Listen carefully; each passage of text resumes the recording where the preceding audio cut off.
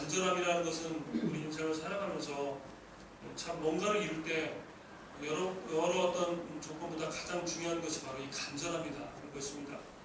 간절한 마음이 누군가에 전해질 때 이심전심이라고 하죠. 간절한 마음이 누군가에 전해질 때 뭔가 이렇게 일이 이루어지고 또 간절한 마음이 이렇게 통할 때 또 뭔가 어려운 일이 서로 이렇게 협력하여 하나가 되기도 합니다. 또 이 간절함이라는 것은 우리가 이제 청년 때 이 선남 선녀가 이렇게 만나면 사랑의 고백을 이제 한쪽에서 하게 됩니다. 그러면 이 간절한 마음으로 그 마음이 이렇게 고백이 될 때 그 마음을 이제 상대방으로 하여금 감동을 받아서 이렇게 사랑을 꽃피우게 됩니다. 저도 2년 한 반 정도 연애를 했던 기억이 있습니다. 처음에는 이렇게 자연스럽게 이렇게 만났는데 만나면 만날수록 간절함이 생기더라고요. 그래서 정말 서로에게 조금씩 신뢰와 사랑이 자라가면서 정말 이 여자와 평생을 같이 했으면 좋겠다 하는 간절함. 그러니까 연애할 때 2년 한 반 동안 물론 싸우기도 했습니다. 티격태격 그만 만나자 막 싸우기도 한두 번 했지만 이 시간이 지나면 지날수록 정말 같이 있고 싶고 또 같이 있으면 특별히 하는 것도 없지만 그냥 같이 있는 게 좋은 거예요. 뭐 밥 먹고 차 한잔 마시고 얘기하고 뭐 그 정도인데 무슨 할 얘기가 많겠어요. 그런데 그냥 같이 있는 게 좋으니까 시간이 그냥 가는 겁니다. 근데 아무 말 안 해도 그냥 같이 있는 게 좋은 거예요. 때로는 아무 말 없이 그냥 멍하니 이렇게 먼 산을 이렇게 쳐다봤다. 혹은 길거리를 거닐었다. 그런 생각들이 납니다.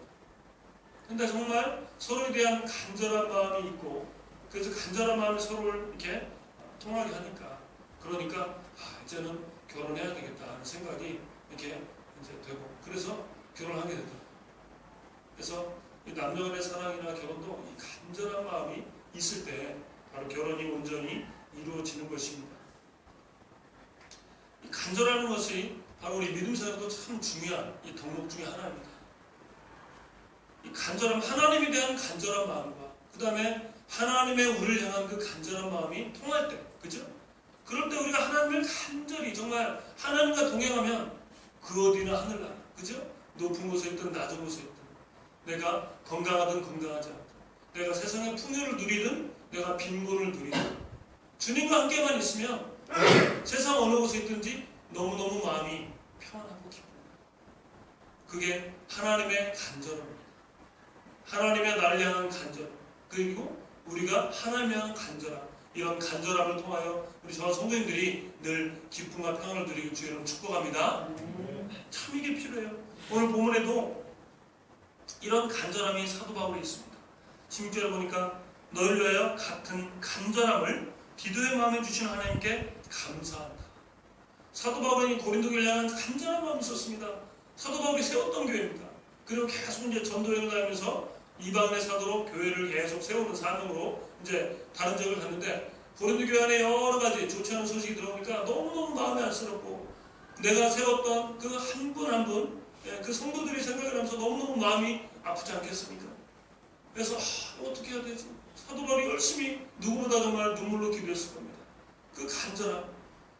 근데 누군가는 이제 보내어서 뭐가 잘못된지를 이제 뭔가 이렇게 질서를 잡아야 되는데 디도를 보낸 겁니다. 근데 디도의 마음에도 바로 이 간절함을 디도의 마음에도 주시는 하나님께 감사한다는 겁니다. 디도는 17절에 보면 권함을 받았는데 야 디도 네가 고린도 교회에 가서 지금 이런 문제가 있는데 네가 좀 해결을 해라. 그리고 네가 정말 하나님이 주신 지혜와 성령의 능력으로 잘 정리하고 가라 했습니다. 근데 이 사도 바울만한 그런 간절함이 있겠어요? 사도 바울이 세웠고 사도 바울은 정말 얼마나 많은 수고와 눈물의 그런 과정을 통해서 교회를 이루었겠습니까? 근데 정말 문제를 사도 바울이 가서 해결하려고 했는데 고린도 교회 쪽에서 오지 말라는 거예요. 또 사도 바울도 기도해보니까 가지 않는 편이 좋다는 깨달음이 있습니다. 차라리 내가 너에게 가는 것보다 가지 않는 편이 낫다. 이 고린도 후서 앞에서 말하고 있어요. 그래서 그럼 내가 안 갈 수 없으니까 그럼 차라리 디도 편에 편지를 씁니다. 눈물의 편지를 써서 이제 책망하는 내용과 그 다음에 믿음으로 어떻게 바로 살아야 될지를 이제 꼼꼼히 사도 바울이 깨우쳤죠.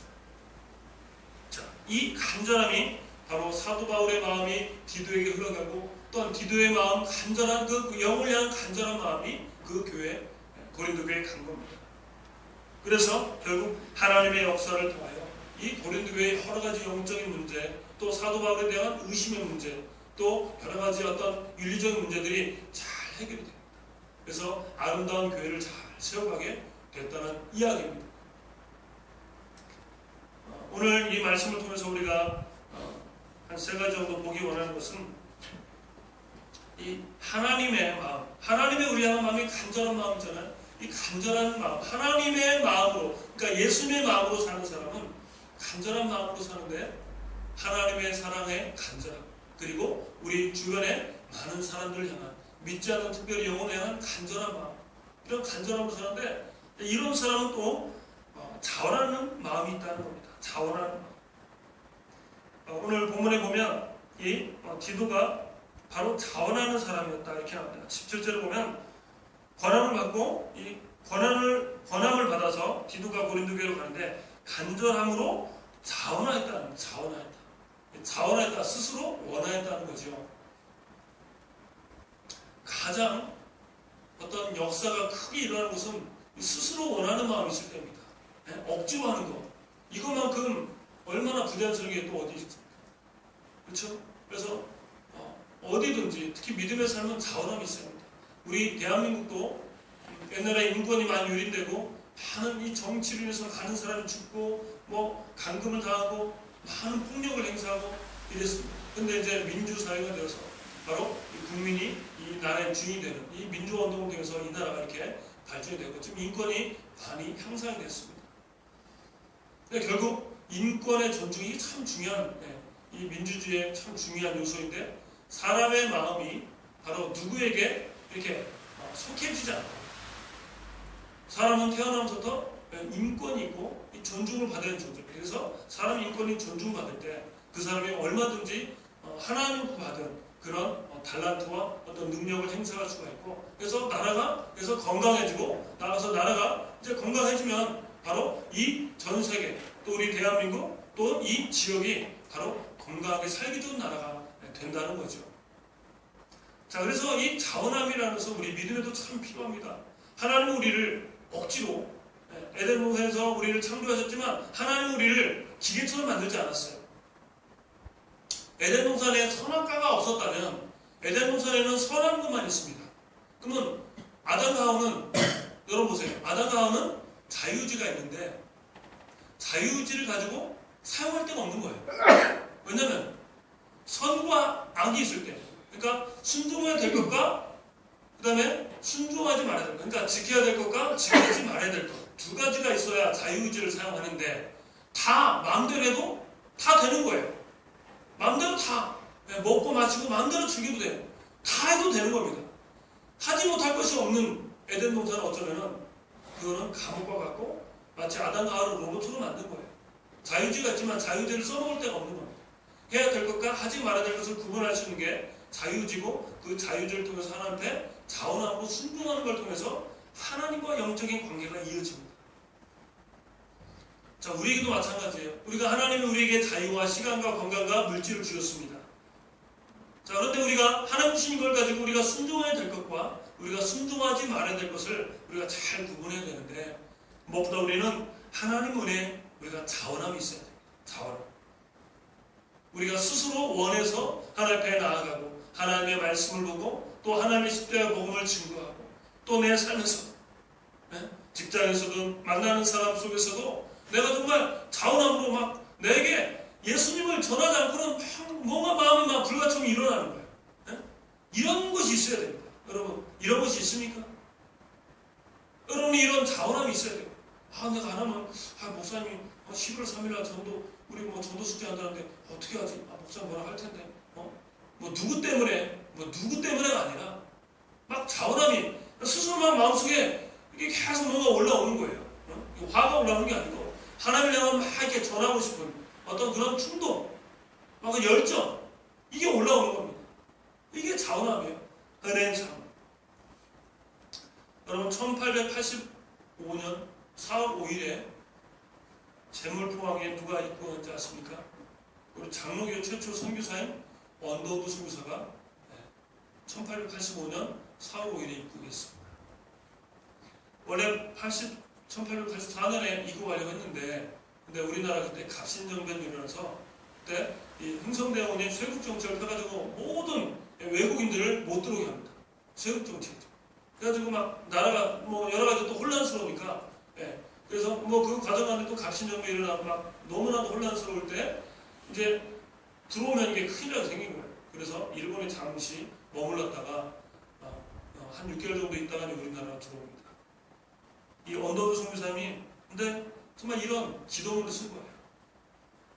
한번 들어보세요. 간절한 선교사님의 기도문. 이 주보 맨 앞에도 글을 제가 다 실어놨는데 나중에 참고하시면 되겠습니다. 주여, 지금은 아무것도 보이지 않습니다. 주님, 메마르고 가난한 이곳 조선 땅, 마른 나무 한 그룹 시원하게 자라지 못하고 이 땅에 저희들을 옮겨와 하나님이 심으셨습니다. 조선의 마음이 전혀 보이지 않습니다. 그리고 저희가 해야 할 일이 전혀 보이지 않습니다. 보이는 것은 고집스럽게 얼룩진 어둠뿐입니다. 어둠과 가난과 인심에 묶여있는 조선 사람 뿐입니다. 왜 묶여있는지도 모르고 고통에도 모르고 있습니다. 그러나 주님, 순종하겠습니다. 겸손하게 순종할 때 주께서 일을 시작하시고 그 하시는 우리들의 영적인 눈으로 볼 수 있는 날이 있을 줄 믿나이다. 이 조선의 믿음의 앞날을 볼 수 있게 될 것을 분명히 나는 믿습니다. 주여, 오직 제 믿음을 지켜주소서. 자, 이렇게 간절히 하나님의 은혜에 사모함을 또 하나님께서 붙들어 주심을 기도했습니다. 이 언더우드 선교사님은요, 지금도 뉴욕대학교 하면 명문대학 아닙니까? 1800년대에도 아주 뛰어난 사람에서 지적으로 여러 가지로 그래서 뉴욕대학교를 나오고, 그리고 그 일반 대학을 나왔는데 신학교에 들어갑니다. 신학교에 들어가서 또 신학 박사 공부까지 이분이 마치고서, 그리고 이분이 선교사라고 자원을 합니다. 그래가지고 미지였다. 한 번도 한국 땅이 어디 있는지도 몰랐는데, 조선 사람이 어떻게 생긴지도 몰라요. 문화도 잘 몰라요. 근데 한국으로 이분이 배를 타고 건너요. 태평양을 건너는데, 태평양을 건너는데 한 2달, 뭐 오래 걸리면 막 서너 달도 걸리는 이 먼 거리를 배를 타고 온 거죠. 배가 지치면 죽는 겁니다. 옛날에 얼마나 더 그런 항해 위험이 심했습니다. 그런데도 이 언더우드 선교사님은 자원하는 마음이 있었습니다. 지금 선교 이 나라에 들어온 지가 한 130년 정도 됐습니다. 130년 전에 이 나라가 어땠습니까? 그렇죠? 마치 우리나라가 흔히 말하는 저 아프리카 못 사는 지역, 그런 데 가면 잘 못 입고, 그리고 뭐 여러 가지 우상숭배에 찌들어 있고, 뭐 도로 하나 제대로 닦여 있지 않고, 그렇죠? 많은 막 무당들이 횡행하는 그런 시대가 바로 우리 100여 년 전 이 나라의 모습이었어요. 그러니까 언더우드 선교사님이 정말 하나님의 삶을 가지고 왔지만 앞길이 안 보였어요. 그러나 하나님 믿습니다. 지금은 내가 눈에 보이지 않고 뭘 해야 될지 모르겠지만 하나님 영적인 눈으로 바로 이 조선의 앞날이 바로 하나님의 놀랍게 쓰임받는 바로 그 부흥의 날이 나는 올 줄 믿습니다. 할렐루야. 네, 이런 선교사님의 헌신과 수고를 보여요. 그래서 저기 그 서울에 그 선교사 묘지 거기에 가면 이 언더우드 선교사님의 자손들이 몇 대가 묻혀있냐면 5대가 한국 땅에 뼈를 묻고 묻혀있습니다. 양아지라는 묘지. 거기에 한 이름이 있는 선교사님만, 외국인 선교사님만 한 200개인가 있고요. 이름 없는 아이들까지 해서 수많은 외국인 선교사가 이 땅에 묻혀있습니다. 참 귀합니다. 정말 그 자원함으로 하나님의 은혜의 간절함을 알았기 때문에 이 자원함이 계속 마음속에 생기는 거예요. 그래서 막 이 어두운 땅에, 그죠? 막 우상숭배하고 횡행하고 온갖 관리들은 막 부조리가 심하고, 서양 귀신 왔다고 막 사람들이 뭐 양코 왔다고 막 놀리고, 서양 귀신 왔다고 막 물러가라 하고 그랬는데도 이분들은 죽을 때까지 이 땅에서 복음의 삶을 감당했던 것입니다. 억지로 이거 할 수 없어요. 자원함이 있어야죠. 하나님의 은혜, 간절한 마음이 우리 마음에 통하는 하나님과 우리의 간절함이 있는 사람은 이런 자원함이 있습니다. 저와 여러분에도 우리 이번 11월 참 우리가 전도 축제를 앞두고 있는데 여러분 이런 간절함 있기를 여러분 기도하시고 또 여러분 이런 간절함을 통해서 여러분 마음속에 영을 향한 자원하는 마음 어떤 것이든 뭐 시간이든 물질이든 어떤 마음이든 여러분의 노력이든 무엇이든지 간에 그런 자원하는 마음으로 하나님 내가 이 믿음의 삶을 잘 감당케 인도하옵소서 이렇게 기도하시길 바랍니다. 또 하나는 바로 하나님 은혜에 간절한 사람 또 영을 향한 간절한 마음이 있는 사람은 바로 칭찬을 받는 사람. 자 18절을 보면 자 디도가 어떤 사람인가 보세요. 또 그와 함께 그 형제를 보냈으니 이 사람은 복음으로서 모든 교회에서 칭찬을 받는 자요. 이렇게 되어 있습니다. 칭찬을 받는 사람이죠. 자, 칭찬받는 사람. 칭찬받는 사람은 일반 사람들과 뭔가 좀 다른 사람입니다. 대부분 칭찬받는 사람은 그렇죠. 뭔가 남을 위해서 뭔가를 베풀고 또 뭔가 선한 말을 하고 또 뭔가를 이렇게 내놓을 수 있는 사람. 반대로 그 반대로 사는 사람 전혀 칭찬받을 게 없죠. 그러니까 뭔가 남을 위해서 이웃을 위해서 뭔가 본을 보이는 사람이 바로 칭찬받는 사람입니다. 저와 여러분이 이미 우리는 칭찬받는 사람이 됐어요. 여러분이 원하든 원하지 않든 우리는 하나님이 우리를 칭찬받는 사람으로 이미 우리를 새로운 피조물로 만드셨습니다. 왜 그래요? 고린도 3장 3절에 보시면 이렇게 되어 있습니다. 우리는 우리로 말미암아 나타난 그리스도의 편지니 이는 목으로 쓴 것이 아니요 오직 살아계신 하나님의 영으로 쓴 것이라. 편지를 쓴 사람이 있고 또 편지를 받는 사람이 있죠. 그러니까 편지는 쓴 사람에 의해서 편지가 작성이 되고 그래서 편지를 받는 사람이 저 사람이 나를 위해서 이 편지를 썼구나 이렇게 하라는 거구나. 우리는 편지라는 거예요. 우리 인생은 하나님의 메시지를 우리 인생 가운데 우리 얼굴, 우리 말에, 우리 삶에 이렇게 배워나도록 하는 겁니다. 그래서 내 생각과 내 계획과 내 고집과 내 어떤 욕심이 드러나는 삶은 그리스도의 편지가 아니에요. 저와 여러분은 하나님의 말을 그대로 내 삶을 통해서 이렇게 나타내는 바로 그리스도의 편지입니다. 이런 사람이 하나님이 칭찬한 줄 믿습니다. 할렐루야. 저와 여러분이 바로 이렇게 하나님의 그리스도의 편지로 쓰임받길 주 여러분 축복합니다. 네? 나는 편지 안 할 거야. 나는 아직 믿음이 없어. 교회 나온 지도 얼마 안 됐고 성경도 잘 몰라. 나는 어떻게 내가 감히 예수님의 편지야? 아니에요. 너희 안에 그리스도의 마음을 품어라. 이거는 하나님이 우리에게 이 마음을 이미 주신 겁니다. 새로운 피조물로 하나님 우리를 빚으신 거예요. 그러니까 이미 하나님이 우리 가운데 역사하십니다. 자, 그래서 첫째는 우리가 이 가정에서 잘해야 됩니다. 가정에서. 디도서 2장 4절에서 8절 보면 오늘 고린도 후서 이 내용에도 디도가 나오는데 또 디도서가 있습니다. 사도 바울이 디도에게 쓴 편지인데요. 이 디도서는 디도를 통해서 이제 너희가 교회를 이제 다스리는 이 디도가 지도자가 됐는데 어떻게 이제 일꾼을 세우는가에 대한 그런 내용들이 쭉 나와 있습니다. 근데 디도 2장 4절 8절을 보면 교회 젊은 여자와 젊은 남자에게 이렇게 교훈하고 그들을 잘 세워라 이렇게 가르침을 하고 있습니다. 첫째 2장 4절을 보면 그들로 젊은 여자들을 교훈하되 자, 젊은 여자는 남편과 자녀를 사랑하고 그 다음에 신중하고 순전하며 집안일을 하며 선하며 자기 남편에게 복종하라. 그리고 하나님의 말씀이 비방받지 않게 하라. 이런 거예요. 그래서 모든 결혼한 여자는 남편과 자녀를 사랑해. 그리고 신중하고 순전하고 몸을 청결하게 하고 그 다음에 남편에게 복종하고 또 하나님의 말씀이 비방받지 않도록 하나님의 말씀이 이렇게 놀림감 받지 않도록 늘 본을 보이는 삶을 살아요.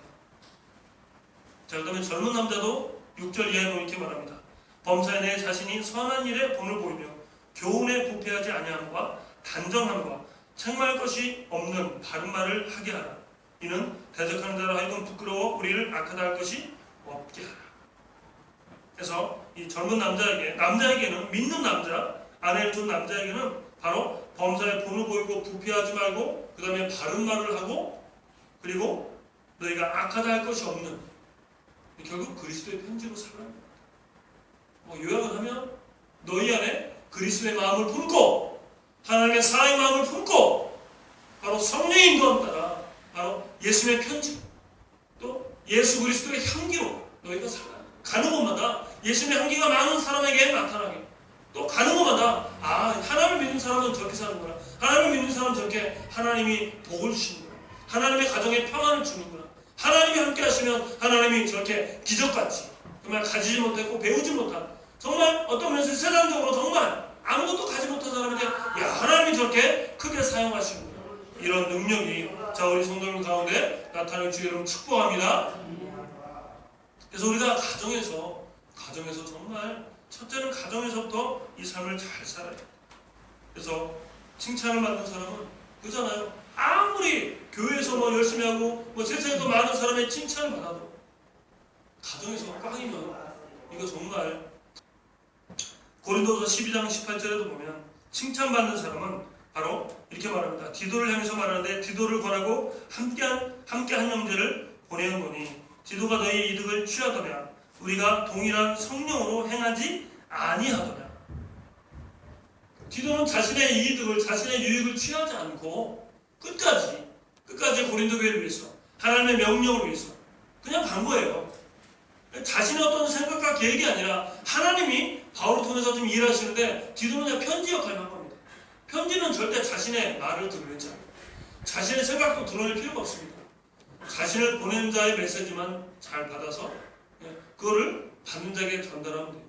우리는 하나님의 천국의 편지입니다. 아시겠어요?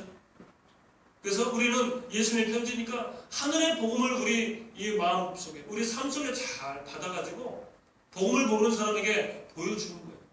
천국을 소망하며 사는 사람, 예수님을 믿고 사는 사람은 이렇게 삽니다. 가정에서 이렇게 살고 직장에서 일터에서 이렇게 살고 학교에서는 이렇게 공부하고 우리가 또 이웃들을 만날 때 이렇게 합니다. 물론 완전하지 못해요. 하지만 하나님 말씀과 우리도 하나님의 부름 따라 온전한 삶을 살아갈 수 있도록 애를 써야죠. 그러면 하나님이 우리를 통해서 일하십니다. 마지막 한 가지는 바로 간절한 하나님의 그 사랑의 마음으로 사는 사람은 바로 사랑의 증거를 보인다는 거죠. 24절을 보면 이 디도를 향해서 사도 바울이 말합니다. 그러므로 너희는 여러 교회 앞에서 너희의 사랑과 너희에 대한 우리의 사랑의 증거를 그들에게 보이라. 사랑의 증거를 보이라는 겁니다. 예수님의 사랑을 보이라는 거예요. 디도는 바로 이런 삶을 보이고 있다는 거예요. 고린도 교회를 향해서 이러한 사랑을 너희도 나타내라 말합니다. 요한복음 13장 34절에 보면 새 계명을 너희에게 주오니 너희가 서로 사랑하라. 내가 너희를 사랑같이 너희도 서로 사랑하라. 너희가 서로 사랑하면 이로써 모든 사람이 너희가 내 뭔 줄 알리라? 제자인 줄 알리라. 자, 한번 따라해보세요. 서로 사랑하면 모든 사람이 예수님의 제자인 줄 안다. 아셨어요? 여러분, 사랑하십시오. 서로 정말 힘써 사랑하십시오. 사랑해야 됩니다. 여러분, 부모님이 왜 좋습니까? 이 땅에 부모님이 다 계셔도 왜 부모님을 생각하면 마음속에 아련하고 왜 부모님이 좋아요? 부모님에게 가면 뭔가를 주시잖아요. 그죠? 부모님은 아파서 이렇게 오늘 내일 하는 누워 계신 분이라 할지라도 부모님을 만나면 이 부모님은 항상 자녀를 향한 애절한 마음, 간절한 마음, 안쓰러운 마음, 잘 됐으면 하는 마음, 늘 그런 마음이 있습니다. 그러니까 우리가 부모를 만나면 받는 거예요. 우리가 어렸을 때는 부모로부터 돈도 받고 또 이것저것 또 필요도 채워주고 하지만 우리가 내가 나이가 먹고 능력이 있고 부모가 힘이 없어도 우리가 부모를 만나면 내가 받았던 사랑을 우리는 여전히 부모로부터 받고 있습니다. 그러니까 부모님이 좋은 거예요. 부모님을 생각하면 눈물이 나요. 그치? 그 부모님의 간절한, 나를 향한 간절한 사랑을 이미 내가 알고 있어요. 나도 부모를 향한 간절한 마음이 드는 거죠. 그죠? 바로 예수님의 사랑인 것 같습니다. 바로 예수님의 사랑의 증거를 십자가에서 우리에게 보이셨다. 그러니까 우리가 예수님을 생각하면 여러분 힘이 없고 낙심될 때 여러분 예수님을 잘 묵상해 보세요. 우리가 기도를 하면서 예수님 십자가에 나를 죽으셨는데 나는 지금 뭐 때문에 이렇게 낙심하고 근심하고 있습니까? 그래서 예수님의 십자가를 잘 묵상하면 그 간절함이 우리 마음속에 잘 이렇게 스며듭니다. 그래서 힘이 나요. 위로가 됩니다.